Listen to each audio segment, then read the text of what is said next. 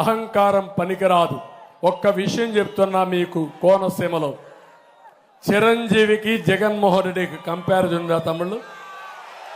Comparison ఉందా అని అడుగుతున్నా మిమ్మల్ని, ఉందా అని అడుగుతున్నా. చిరంజీవి కొన్ని సంవత్సరాలుగా చిత్రసీమలో రారాజుగా వెలిగినటువంటి వ్యక్తి. వారి యొక్క కళామ తల్లికి చేసిన సేవలు గుర్తుపెట్టుకుని కేంద్ర ప్రభుత్వం కూడా పద్మ విభూషణ్ ఇచ్చారా లేదా అని మిమ్మల్ని అడుగుతున్నా.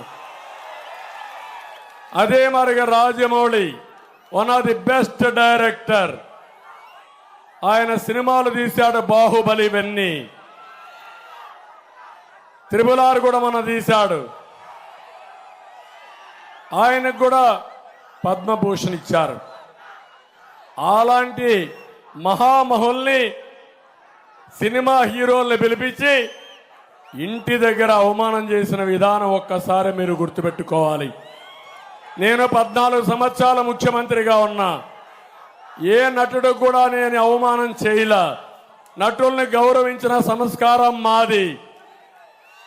పవన్ కళ్యాణ్ గారి సినిమాలు వస్తే కనీసం సినిమాల్లో ఆడడానికి రేట్లు కూడా ఇవ్వని దుర్మార్గుడు ఈ జగన్మోహన్ రెడ్డి. అంటే మనమందరం ఆయనకు బానిసలు కాబట్టి ఆయనకు ఊడిగం చేస్తే మన సినిమాకు రేట్ ఇస్తాడు. వీళ్ళ అబ్బా సొత్తు, వీళ్ళ నాయన సొత్తు అనుకున్నాడు. అలాంటిది చిరంజీవి గారిని, సినిమా ఇండస్ట్రీ మొత్తాన్ని అవమానం చేసిన వ్యక్తి, అహంకారైనటువంటి వ్యక్తి ఈ దుర్మార్గుడు. కానీ పవన్ కళ్యాణ్ గారిని నేను అభినందిస్తున్నా, బాలకృష్ణని అభినందిస్తున్నా.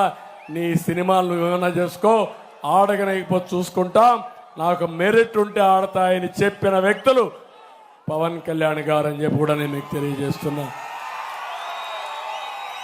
ఒక సంస్కారం ఉండాలి, కుసంస్కారం మంచిది కాదు. అందుకే మీరు ఆలోచించుకోవాలి. సంస్కారం లేని వాళ్ళు అదే అంటారు పెద్దవాళ్ళు సుభద్ శతకంలో, సునకాన్ని తీసుకుపోయి సింహాసనం పైన కూర్చొని పెడితే దాని బుద్ధి మారదని. అదే జరిగింది రాష్ట్రంలో.